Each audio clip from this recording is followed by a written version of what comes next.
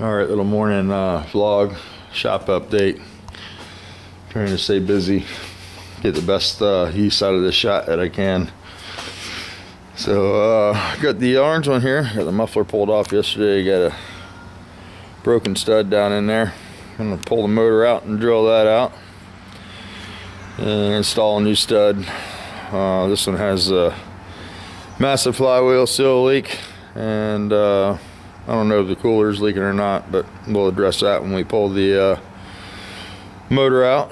And it's got a ton of plastic fuel line we need to take care of, so we'll get all that off and replace it with some German hose.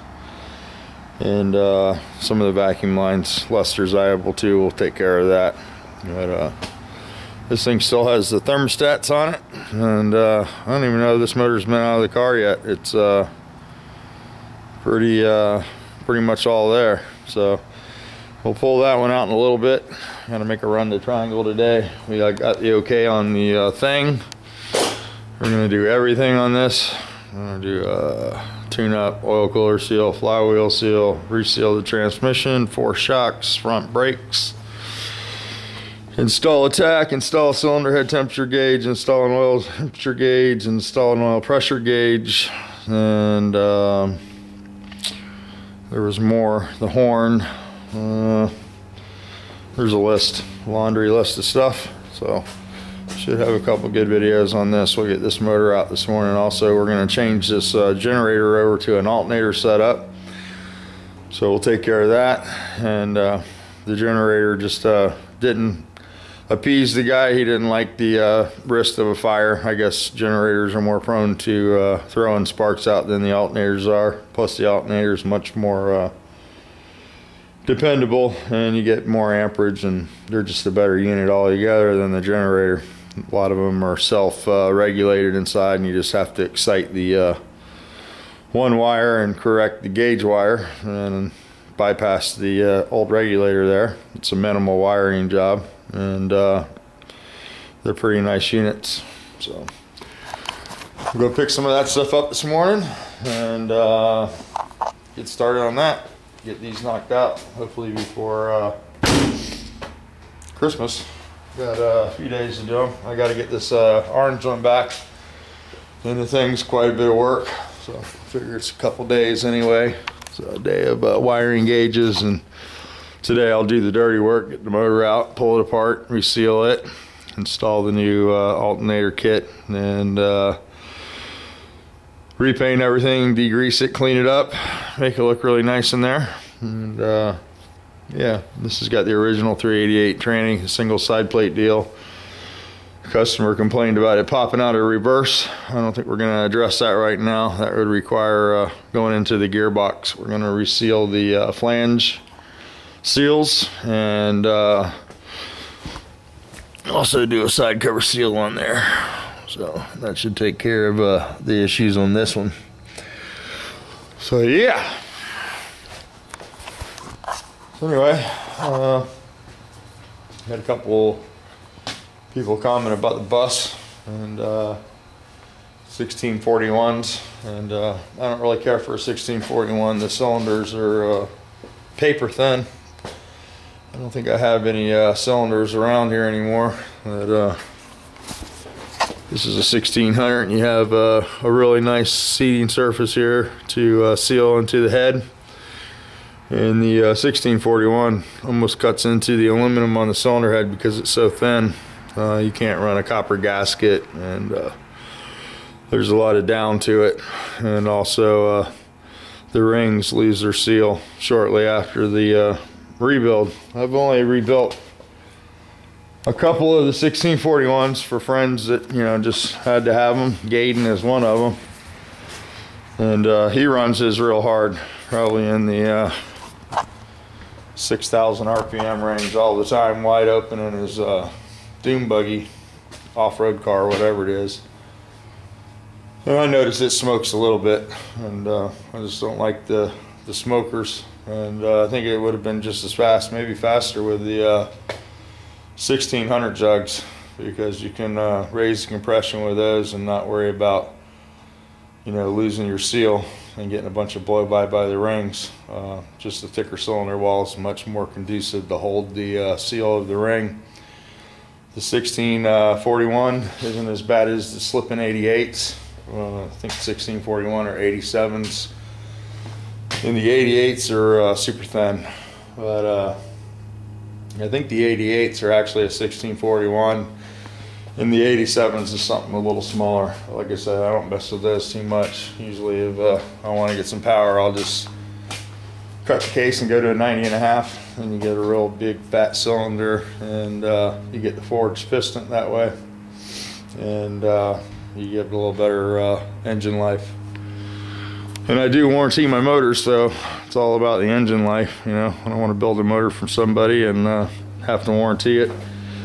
I want them to get miles of smiles, and not spend the top shop back here at the shop.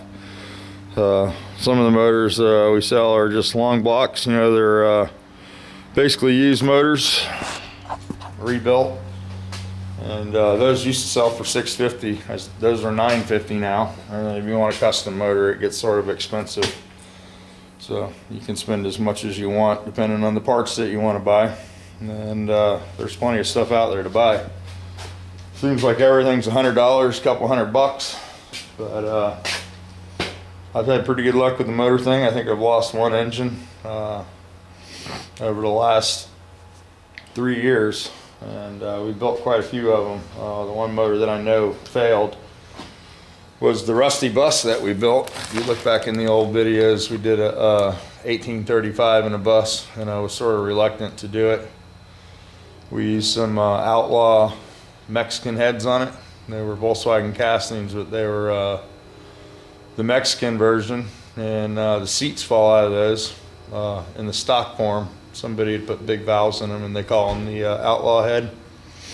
And the guy never came back for the recheck, and that's the one thing that voids your warranty when I build you a motor. If you don't come back with a 500-mile recheck or within a reasonable amount of time, your warranty is null and void. And I've only had one customer that didn't bring their car back for the recheck, and it was that guy. And from what I heard, it's popping and banging, and they don't know what it is.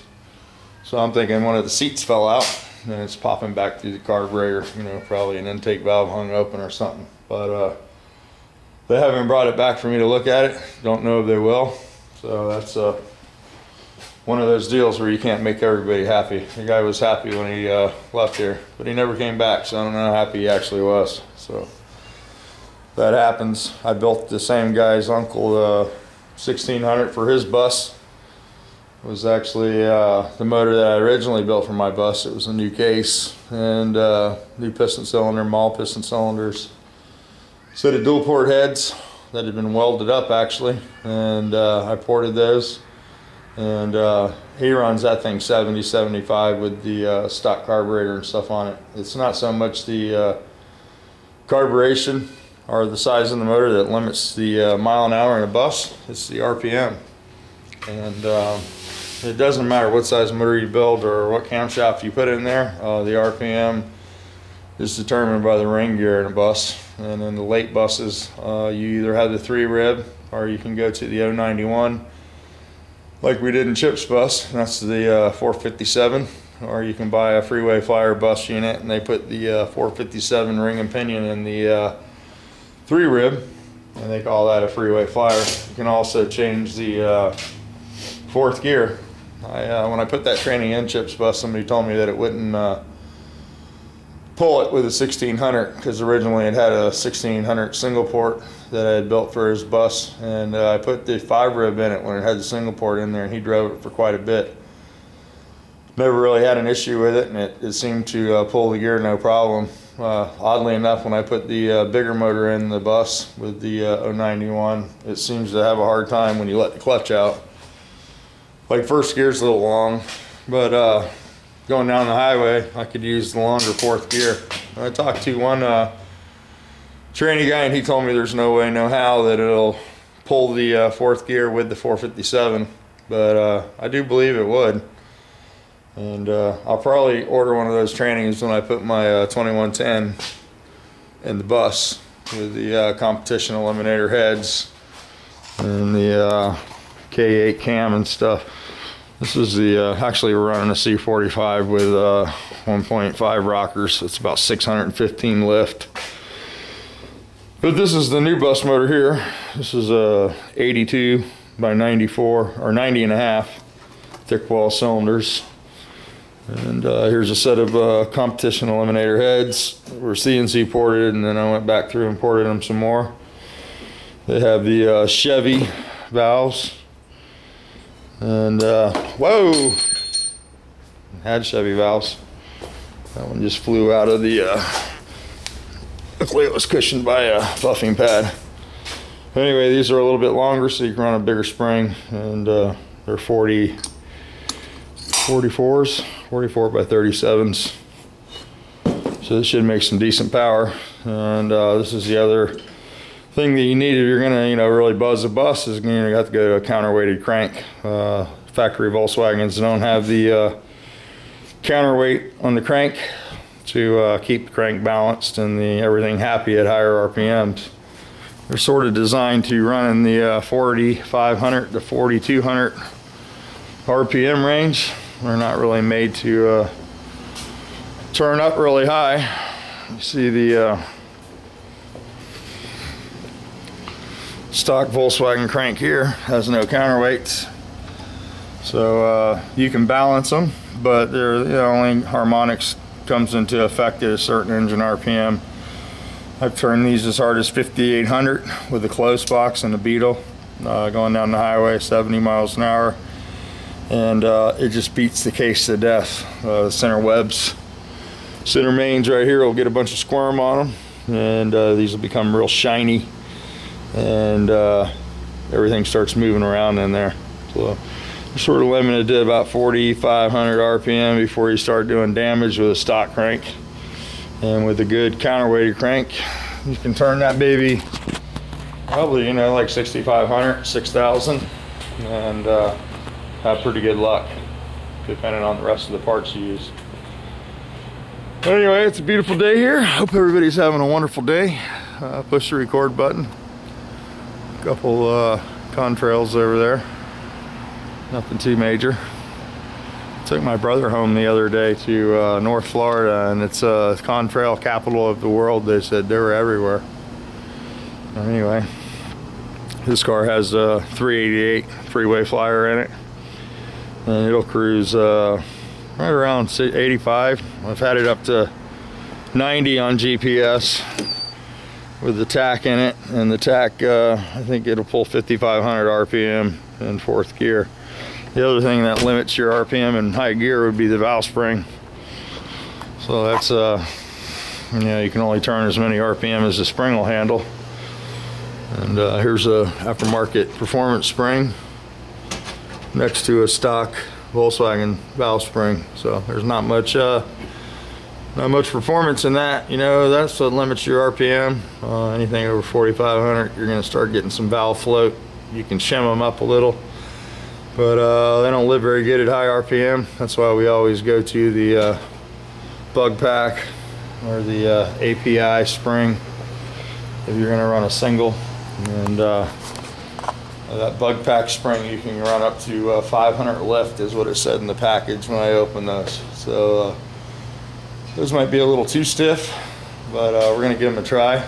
And they had about 20 more pounds than the AIP or the API. I can't remember the name of the brand here. This is their setup. It's a double spring with a chrome moly retainer, and he said it should run pretty good too. I built these for the bus and never used them. It's a big valve cut out for 90 and a halfs, and with a heavy duty spring. So anyway, we'll get some parts. We'll get back on this thing. And same with this. I had to pull this motor out and get dirty this morning, but I think I might go get a sandwich first. So, this car's pretty stickered up. Some of you guys like the stickers. Don't bug me. Ron John Surf Shop. The Dubway customized subway sticker. There's a Pasco County sticker. Wave Hog Surf Shop. Oh, got a little turtle there. Need some Myrna sticker. And Tap Triangle Auto Parts. If you guys are from Florida.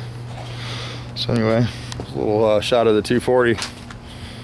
Well, Homeo hadn't been driving this. The exhaust is scraping the ground here. We'll see what he did. Oh yeah, that's a little low. Just in the center there. He built that himself. I built an exhaust for him. He didn't like it, so he re-gobbed it. It's got some bird daubers there, but it seems to be sealed up. And he's learning how to weld, so what can you do? Let it fly.